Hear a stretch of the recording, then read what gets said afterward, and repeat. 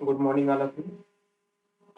Last class में हम पृथ्वी की उत्पत्ति और यूनिवर्स की उत्पत्ति से संदर्भित चर्चा हम लोग कर रहे थे। उसमें बिग बैंग की घटना जो है 14 अरब साल पहले होती है। फिर उसके बाद मैंने बताया था कि कैसे फंडामेंटल एलिमेंट कितने टाइम बाद बनता है, फिर एलिमेंट्स बनते हैं, फिर मैटर्स बनते हैं, फिर बॉडी बनती है। तो यह जो फंडामेंटल एलिमेंट से लेकर बॉडीज तक की पूरी जर्नी है, वो हम किस कंटेक्स्ट में देख रहे हैं? टाइम के कंटेक्स्ट में। लास्ट में मैंने आप लोग को एक लाइन फोकस कराया था कि स्पेस का जो भी हम अध्ययन करते हैं वह टाइम के कंटेक्स्ट में है। टाइम के अकॉर्डिंग मतलब क्या है कि पहले बिग बैंग की घटना हुई तो सब धूल धूल था, उसमें पूरा डस्ट छाया हुआ था धुएं की तरह। लेकिन जैसे जैसे टाइम होता गया उसमें तीन घटनाएं होती गई, GCA, ग्रेविटेशनल एक्युमुलेशन, कोलिजन और एक्रिएशन। ठीक, और आकाश जो है स्वच्छ या साफ होता गया, या स्पेस जो है, आकाश नहीं, स्पेस क्या है, स्वच्छ और साफ होता गया। ठीक है, और हमारी आज की स्ट्रक्चर्स बनी। लास्ट क्लास में हमने इतना देखा था बिग बैंग थ्योरी से संबंधित। अब मैंने मॉडल को भी बताया था। ये फिगर आपके सामने दिख रहा है, जो पिक्चर है, इसको आप लोग ध्यान से देखिएगा कि मैं एक बार रिवाइज करा दे रहा हूँ। अगर बिग बैंग की घटना हम मान के यह चले कि यहाँ पे हुई है, ठीक है, तो ये 14 अरब साल पहले, 14 बिलियन ईयर्स एगो अगर ये यहाँ पे बिग बैंग की घटना हुई है, तो टाइम के अकॉर्डिंग जब हम चलते हैं तो हमारा प्रेजेंट का स्ट्रक्चर प्राप्त होता है। ठीक है, तो इससे 14 बिलियन साल में, आज से 14 बिलियन साल पहले से लेके और आज तक क्या हो रहा है, एक मॉडल बना GCA के द्वारा, या जो प्रोसेस चल रहा है, ग्रेविटेशनल एक्युमुलेशन, कोलिजन और एक्रिएशन, ये सब जो प्रोसेस चल रही है उससे यह हमारा स्ट्रक्चर प्राप्त होता है। और इसको मैंने उस समय समझाया था कि अगर बिग बैंग की घटना, स्क्रीन पे देखिएगा आप लोग, अगर बिग बैंग की घटना यहाँ पे हो रही है, ठीक, तो सब धूल धूल था।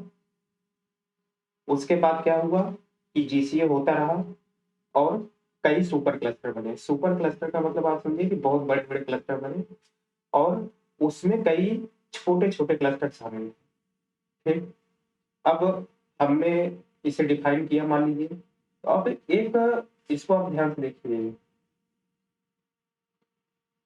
देखिए इसमें क्या है,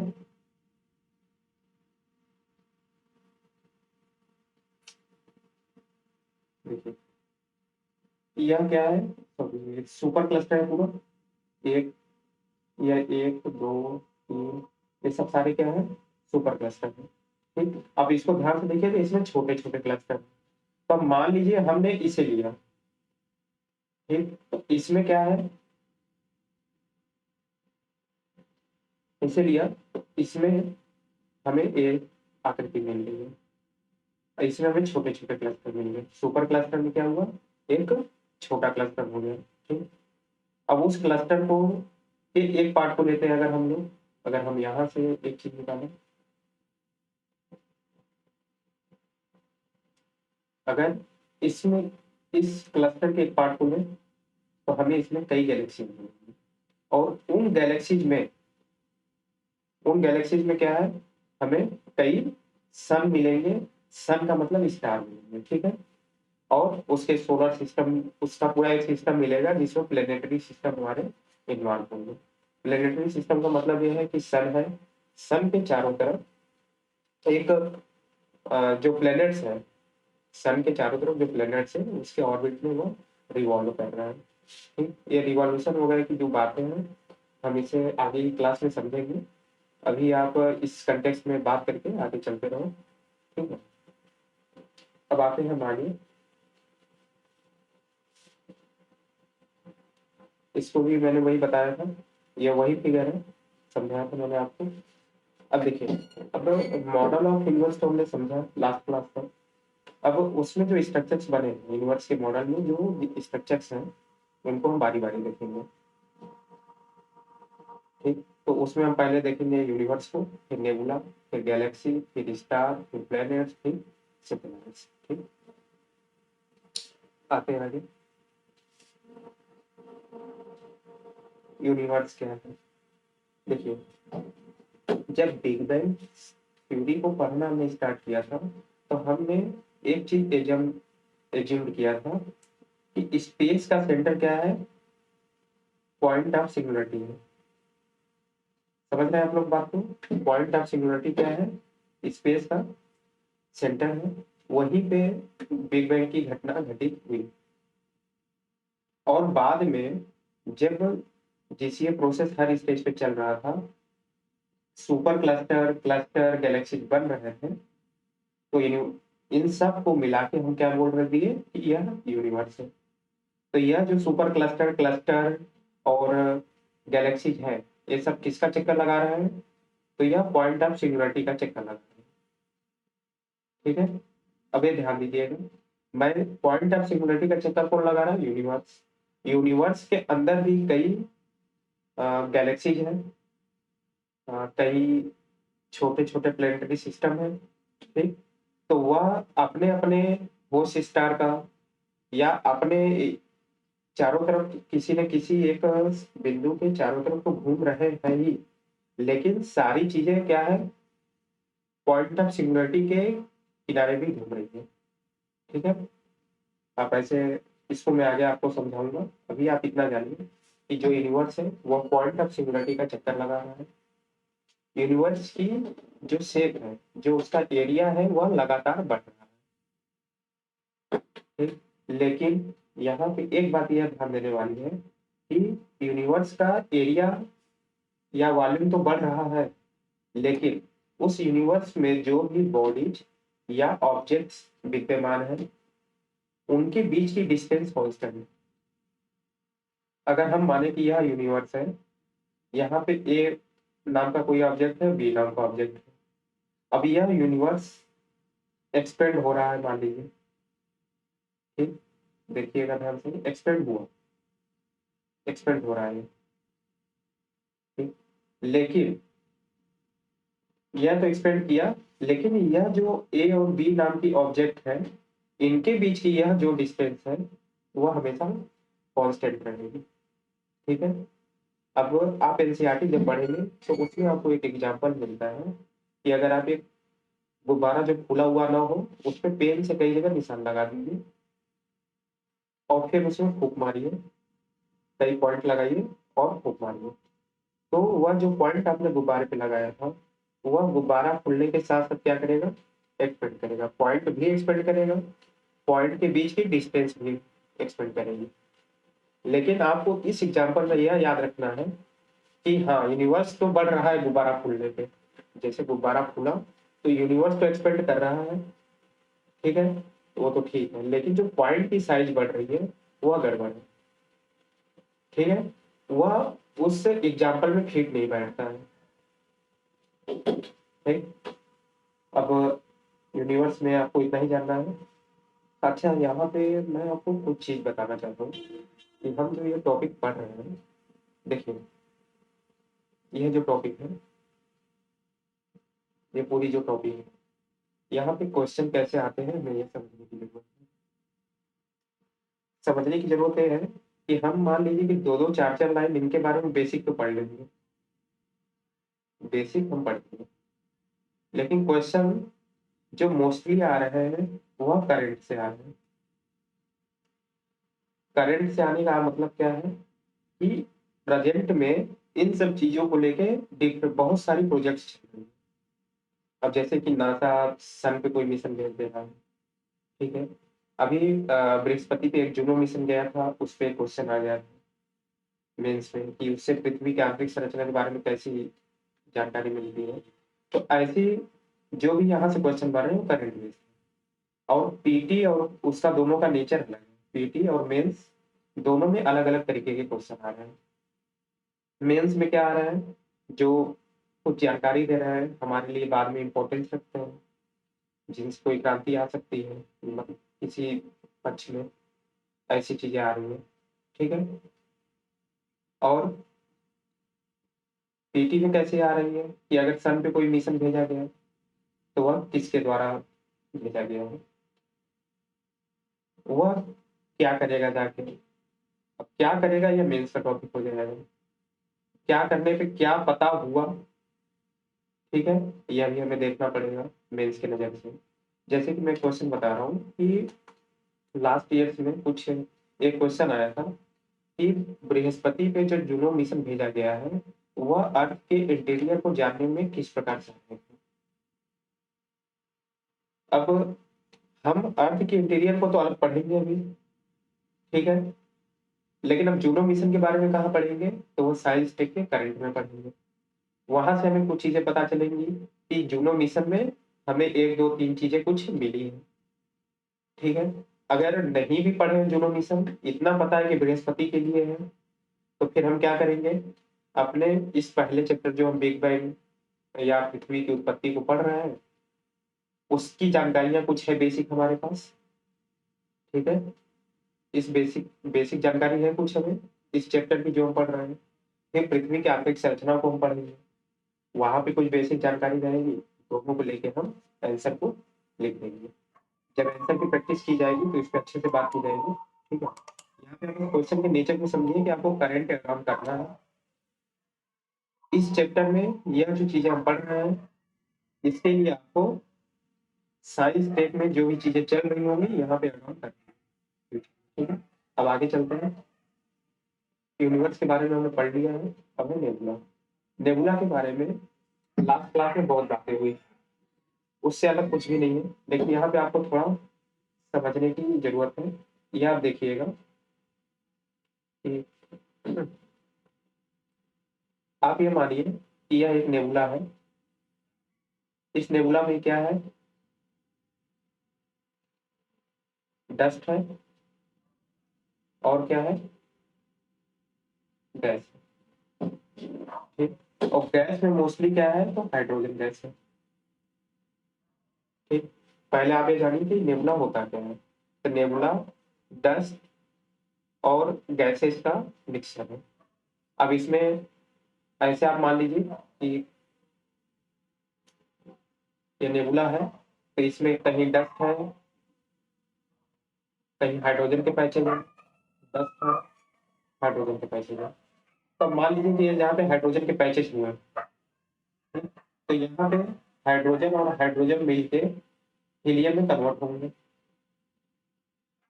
हाइड्रोजन और हाइड्रोजन मिलके क्या होंगे, हीलियम में कन्वर्ट होंगे,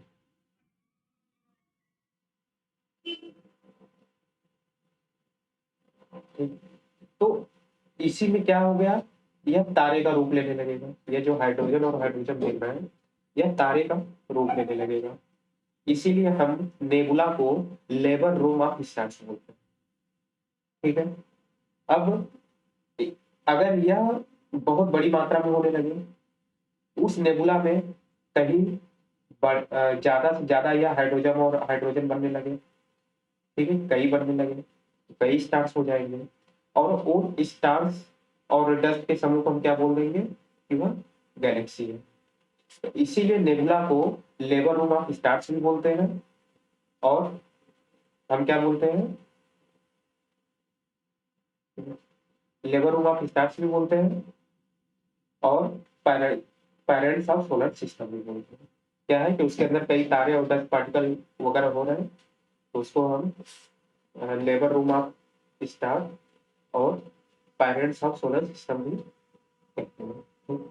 अब इस नेबुला में जो तारे होते हैं, हाइड्रोजन और हाइड्रोजन जब तक मिल रहा है तब तक तो तारे का जिंदगी सही चल रहा है, उसको एनर्जी मिल रही है या वह चमक रहा है, ठीक है। लेकिन जब यह हाइड्रोजन और हाइड्रोजन के मिलने की जो प्रक्रिया है, मतलब हीलियम में कन्वर्ट होने की जो प्रक्रिया है, वह जैसे जैसे धीमी होती जाएगी तारा अपनी मृत्यु की ओर बढ़ता चला जाएगा। तो उसके कई स्टेजेस होते हैं जिसको हम बाद में देखेंगे। नेबुला देखिए कोई स्ट्रक्चर नहीं है, नेबुला एक कंडीशन है, ठीक है। नेबुला क्या है, एक कंडीशन है जिसमें डस्ट, हाइड्रोजन गैसेज और सारी गैसेज विद्यमान है, और उस कंडीशन में कई प्रोसेस हो रही है जिसमें स्टार और गैलेक्सी बन रहे हैं, ठीक है। आगे चलें।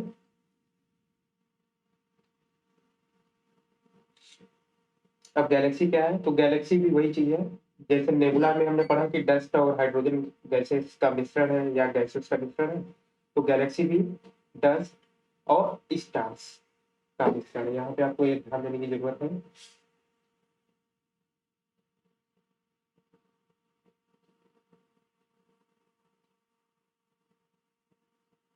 देखिए, गैस, गैलेक्सी क्या है, गैस, डस्ट और billions of stars and dear solar system. ठीक है, अभी हमने जो यूनिवर्स का मॉडल पढ़ा था उसमें मैंने आपको बताया था कि एक गैलेक्सी के अंदर कई सन हो सकते हैं और उनके प्लेनेटरी सिस्टम हो सकते हैं। ठीक है, तो वही लिखा है कि गैस, डस्ट और कई सोलर सिस्टम, प्लेनेटरी सिस्टम उसमें शामिल होते हैं, उसको हम गैलेक्सी कहते हैं। देखिए, यहाँ पे डिटेल में नहीं जा रहा हूँ क्योंकि क्वेश्चन का नेचर क्या है, करंट बेस्ड है। आपको करंट एड ऑन करना है, आप बेसिक जानते रहिए। जब तक आप ये नहीं समझेंगे गैलेक्सी क्या है, स्टार क्या है, ठीक है, तो करंट पढ़ने में मजा नहीं आएगा। ठीक है, इसलिए मैं एक एक दो दो लाइन में आपको यह बता के निकल रहा हूँ। आपको फोकस करंट पे करना है। ठीक, और उस थ्योरी पे करना है जैसे फॉर्मेशन हुआ है पृथ्वी का और यूनिवर्स का। बिग बैंग के बारे में मैं बता रहा हूँ। आगे है स्टार। स्टार के बारे में मैंने बताया, नेबुला है।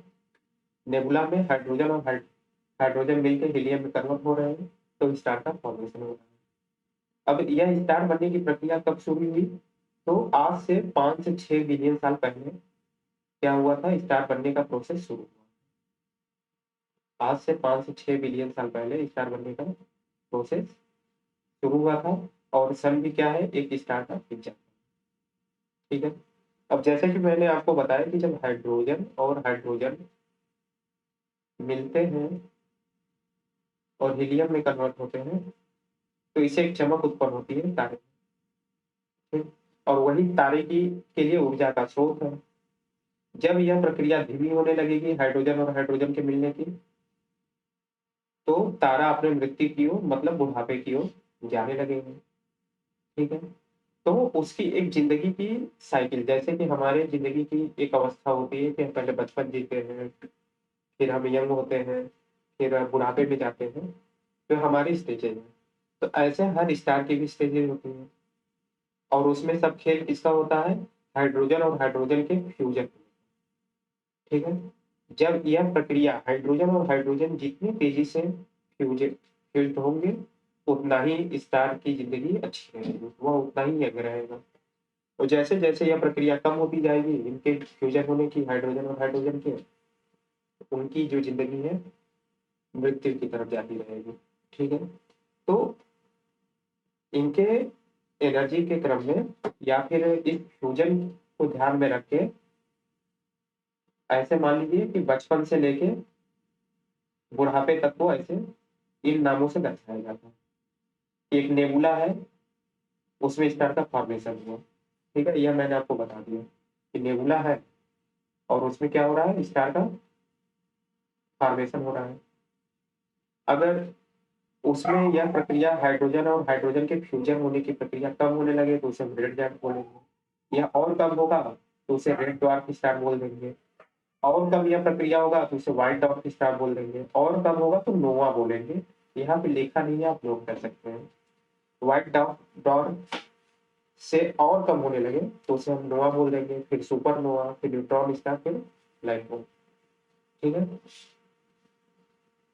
अब आगे चलते हैं। देखिए, तारे की जो साइकिल है ना, उसके लगभग 14 स्टेजेस होते हैं। तो यहाँ पे मैंने कुछ ही के नाम लिखे हैं और इतना ही आपके लिए सीखो। लेकिन आप इन शब्दों को हल्के में मत लीजिएगा। ठीक है, ये हमेशा आते रहते हैं। आप करंट पढ़ेंगे ना तो इनसे आपकी परिचय होती रहेगी, तो इसलिए इसे आप ध्यान से इनको आप देख लीजिएगा। क्रम को याद रखिएगा, बाकी आपको कवर करा दिया जाएगा साइंस टेक वगैरह में जब आपको पढ़ाया जाएगा। ठीक है, समय के साथ इस सिद्धांत को बस याद रखिएगा कि यह एक क्रम है, यह एक क्रम है। ठीक है, तारे की जिंदगी का। आगे चलते हैं। अगला है हमारा सोलर सिस्टम।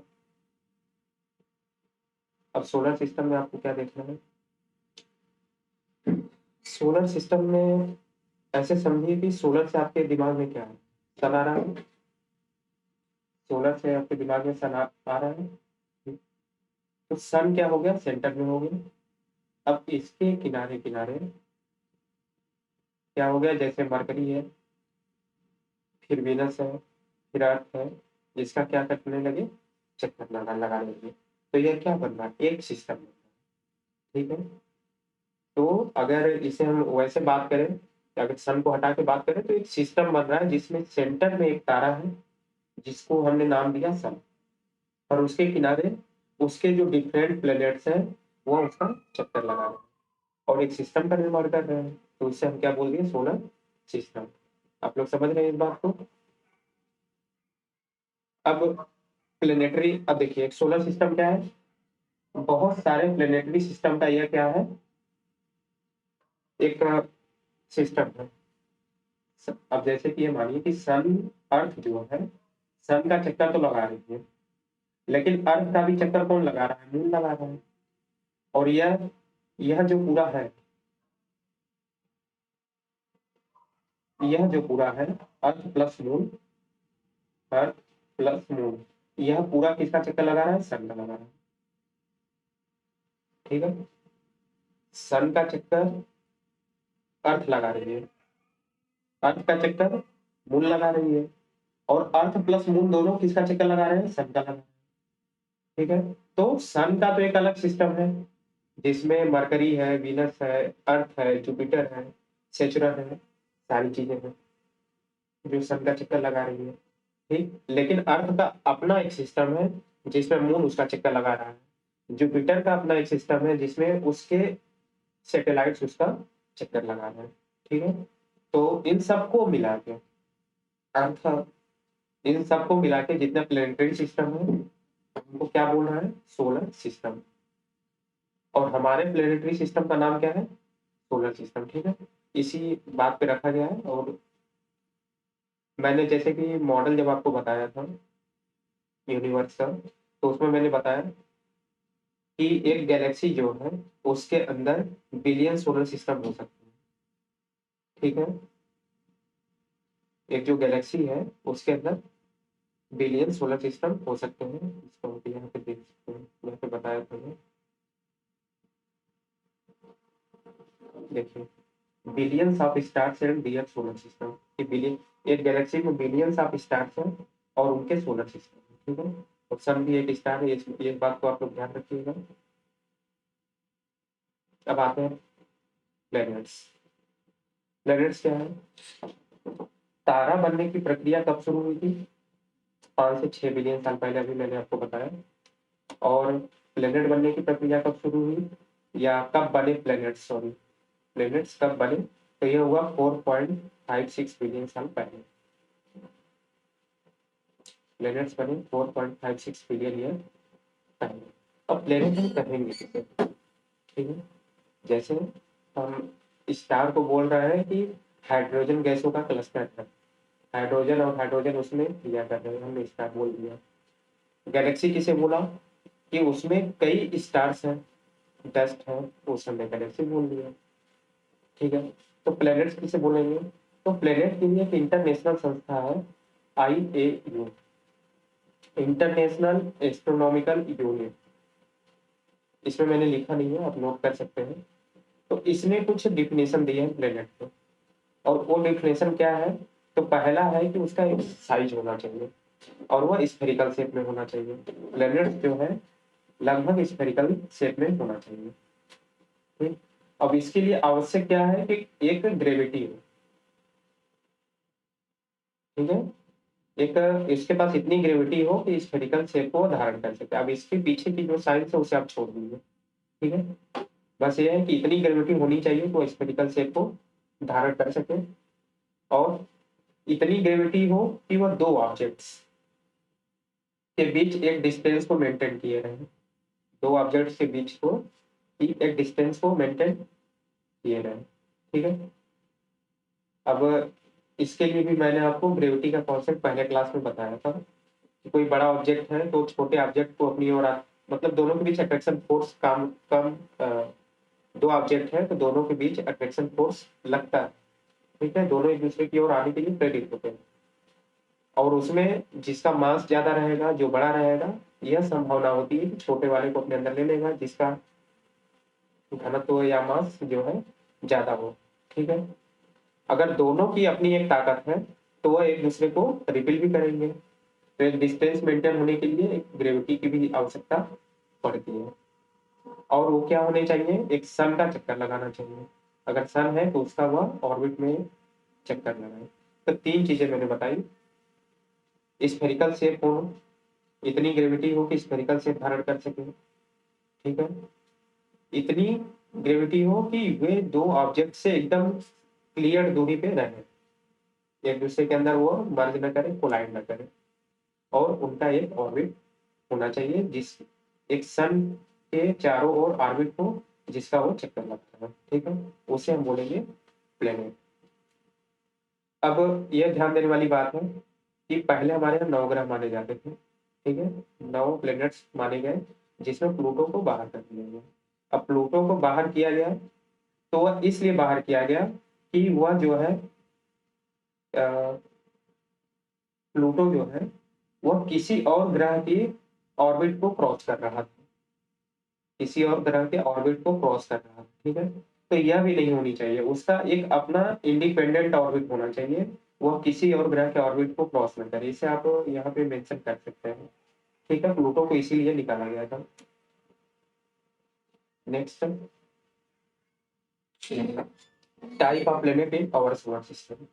हमारे सोलर सिस्टम में जो प्लेनेट्स हैं उनको दो भागों में बांटा जाता है, एक इनर प्लेनेट और एक आउटर प्लेनेट। इसको आप ऐसे समझिए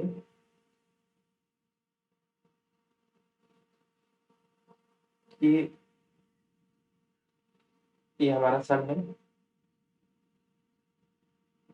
और सन से हम जैसे दूर जाएंगे तो हमें पहले क्या मिलेगा, मरकरी, फिर वीनस, फिर अर्थ, जुपिटर,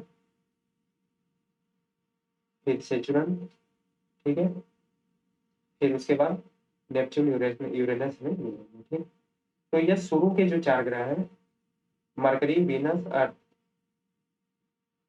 और मार्स, ठीक है, इनको हम बोलते हैं इनर प्लेनेट। इनर प्लेनेट किसको बोलते हैं, इनर प्लेनेट मरकरी, वीनस, अर्थ और मार्स को। इसके बाद के जो 4 ग्रह होते हैं, उसके बाद के जो 4 ग्रह होते हैं, जुपिटर, सेचुरन, नेपच्यून और यूरेनस, इसको हम आउटर या जोवियन प्लेनेट बोलते हैं। अब इनको ऐसा क्लासिफिकेशन करने का रीजन क्या है, तो इनकी एक अपनी अपनी जो फिजिकल प्रॉपर्टी है, ठीक है, इनकी अपनी अपनी जो कंडीशनिंग है, उसकी वजह से इसे अलग किया गया है, जिसको हम अभी एक एक करके देखेंगे, आप लोग ध्यान दीजिएगा। देखिए इनर प्लेनेट कौन से हैं मैंने आपको बता दिए। अब इनर प्लेनेट्स की विशेषताएं क्या है, जब हम इनके कंपोजिशन को देखेंगे तो इनर प्लेनेट्स मतलब आप ये याद रखिएगा, जब भी सोचिएगा तो अर्थ को सोच लीजिएगा, ठीक है, और उसकी फीचर्स पे अप्लाई कीजिएगा। अब जियोग्राफी जैसे धीरे धीरे पढ़ते जाएंगे आपकी एक समझ बनती जाएगी, ठीक है, तो आप उसको बाद में अप्लाई कर सकते हैं यहाँ पे, लेकिन अभी इसको आप एक रटने के सेंस में समझें या फैक्ट के सेंस में समझें, ठीक है, जैसे जैसे आप जियोग्राफी पढ़ते जाएंगे वो कॉन्सेप्ट फैक्ट जो है आपका, या जो थोड़े थोड़े आप फैक्ट पढ़ेंगे वो कॉन्सेप्ट में कन्वर्ट होता जाएगा, और बाकी आप बाद की चीजों को आज के क्लास में भी अप्लाई कर सकते हैं, ठीक है। आते हैं इनर प्लेनेट क्या है, तो मैंने शुरू के 4 ग्रह आपको बताया, ठीक, बुध, शुक्र, पृथ्वी, मंगल। अब यह क्या है, टेरेस्ट्रियल प्लेनेट है, ये ध्यान दीजिए यहाँ पे लिखा है, ये टेरेस्ट्रियल प्लेनेट है because they are form by earth like structure, ठीक है, हमारा जो अर्थ है वह टेरेस्ट्रियल जैसा है, ठीक है, तो इनको हम इनर प्लेनेट्स या टेरेस्ट्रियल प्लेनेट्स भी बोलते हैं।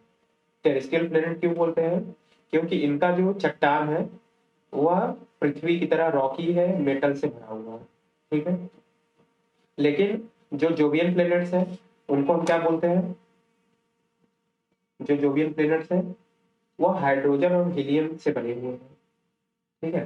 तो उनकी जो स्ट्रक्चर है या कंपोजिशन है वो क्या है, अलग है।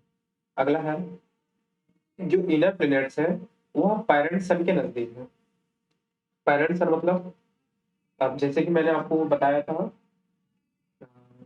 बाइनरी स्टार थ्योरी और मोनोस्टिक स्टार थ्योरी, पृथ्वी की उत्पत्ति से संबंधित। तो उसमें कुछ विद्वान ये मान रहे थे ना कि सन से ही क्या है निकला है। जैसे कि फिलामेंट, जेम्स एंड जेफरीज का मैंने बताया था कि उन्होंने फिलामेंट शब्द का यूज किया था। तो उस समय के विद्वान ये मानते थे कि जो ग्रह निकले हैं वह सन के ही पार्ट है। ठीक है। तो उसको सन क्या हो गया, पेरेंट सन हो गया किसका, पेरेंट हो गया किसका, प्लेनेट्स का। जो प्लेनेट्स है वह सन से ही निकले हैं ऐसा मानते हैं। तो सन हो गया पेरेंट्स किसका, प्लेनेट्स का। ठीक है। तो यही है कि जो जो इनर प्लेनेट्स है या टेरेस्ट्रियल प्लेनेट्स है वह पेरेंट सन के नजदीक है, जिनका टेम्परेचर हाई है और वह ठंडे नहीं हो पाए। ठीक है। आप आपका इंटीरियर पढ़ेंगे तो आपको बाद में पता चलेगा कि हमारा जो कोर है वो अभी भी क्या है, गर्म अवस्था में है। 6000 डिग्री सेल्सियस कोर का हमारा टेम्परेचर। ठीक है। तो मतलब क्या है, ये पूरी तरीके से कंडेंस नहीं हो पाया है अभी, तो वह क्या है, ठंडा हो रहा है। ठीक। लेकिन जो आउटर प्लेनेट्स है वह क्या है, पैरेंट सन से दूर है और कंडेंसर स्टेज में पाए जा रहे हैं। ठीक। इनर प्लेनेट्स की ग्रेविटी कम होती है और जो आउटर प्लेनेट्स हैं उनकी ग्रेविटी अधिक होती है।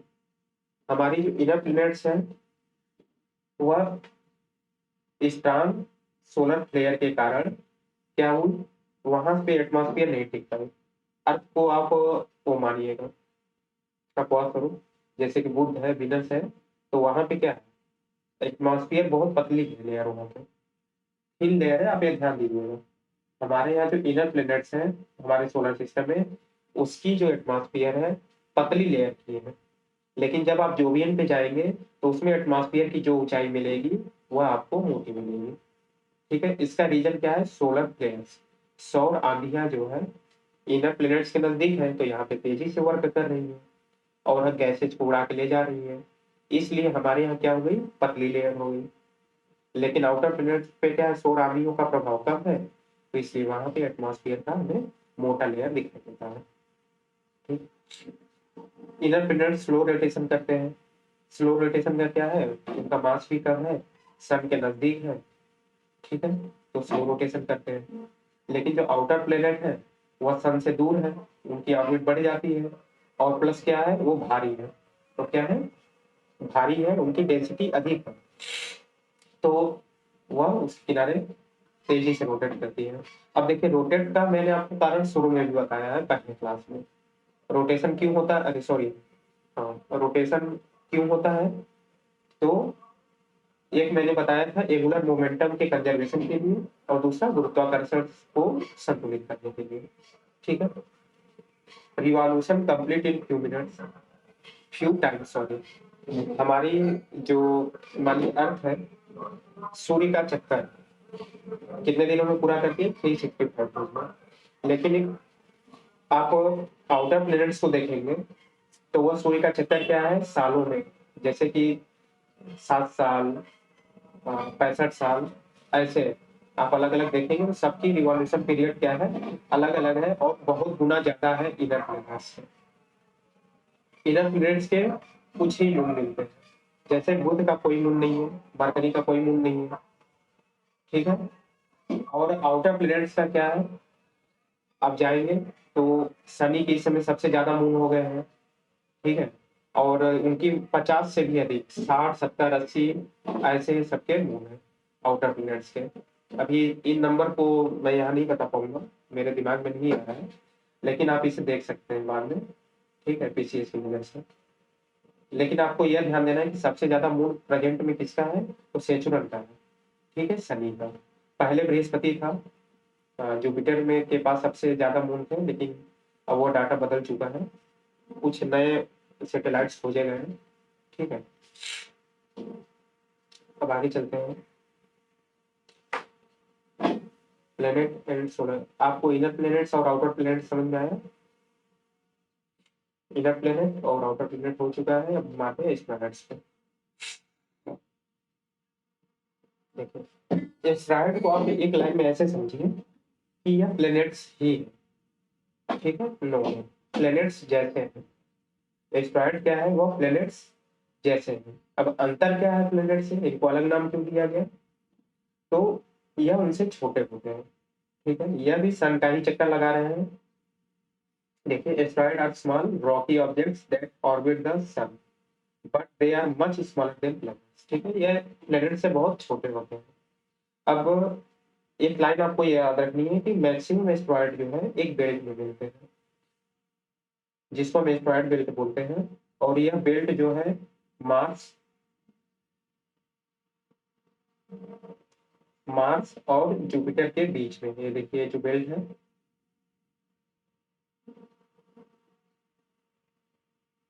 ये जो बेल्ट है ना दिख रही है आपको, यह है मार्स और यह है जुपिटर। मार्स और जुपिटर के बीच में एक बेल्ट मिलती है जिसे हम एस्टेरॉयड बेल्ट कहते हैं, ठीक है। तो मैक्सिमम एस्टेरॉयड कहाँ मिल रहा है, बृहस्पति और मंगल के बीच में, लेकिन यह और जगह भी मिल सकते हैं, इस बात को आपको ध्यान रखना है। केवल यही मिलते हैं, यह स्टेटमेंट रॉन्ग है, ठीक है। मैक्सिमम यहाँ मिलते हैं एस्टेरॉयड, यह स्टेटमेंट सही है, ठीक है। आगे चलते हैं। एस्टेरॉयड के बाद हमारा अगला टॉपिक है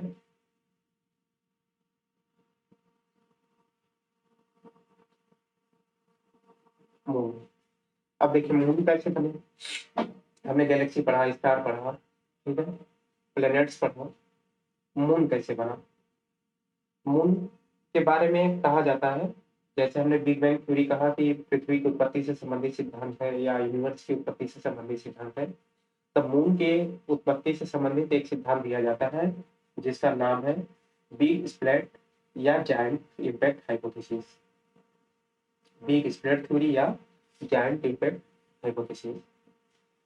मून का टाइम पीरियड कब है, तो 4.4 बिलियन ईयर्स पहले हमारा मून बना है, ठीक है, 4.4 बिलियन ईयर्स पहले। अब मून बना कैसे, प्लैनेट्स के लिए मैंने बताया कि प्लैनेट्स क्या है, सन के पार्ट। सन से क्या है, कुछ प्रोसेस हुआ, एक पार्ट निकल गया या 9 पार्ट निकल गए, बन गए प्लैनेट्स, ठीक है।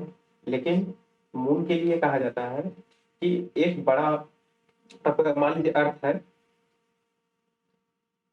अर्थ अपना है, अब एक और कोई ऑब्जेक्ट जो मार्स के आकार का है आके इससे टकराया। अब टकराने के बाद इस पे जब झटका लगा, एक भाग टूट के अलग हो गया, ठीक है, एक भाग टूट के अलग हो गया, इस बात को ऐसे समझिए। यह है अर्थ, एक मार्स के साइज का एक कोई ऑब्जेक्ट आके इससे टकराया, और जब यह टकराया तो एक पार्ट टूट के क्या हुआ, अलग हो गया। अब यह क्या करने लगा, इस अर्थ को रोटेशन करने लगा, ठीक है। यह जो अर्थ है, यह टूटा हुआ पार्ट इसका रोटेशन करने लगा, तो इसको हमने क्या कर दिया, यह है मून, ठीक।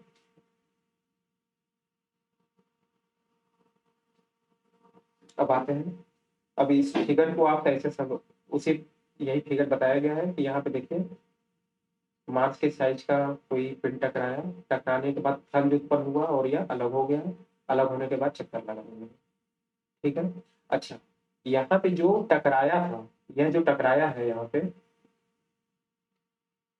यहाँ ये जो टकराया है, यह क्या हुआ, तो यह अर्थ में ही कोलाइड हो गया। आपको यह भी ध्यान देना है, जायंट इम्पैक्ट हाइपोथेसिस में जो टकराया वो वहीं पे कोलाइड हो गया, ठीक। अगला हमारा टॉपिक है ओरिजिन ऑफ अर्थ। तो ओरिजिन ऑफ अर्थ को हम अभी नेक्स्ट क्लास में देखेंगे, ठीक है। अभी आज की क्लास को हम यही रहने देते हैं, धन्यवाद।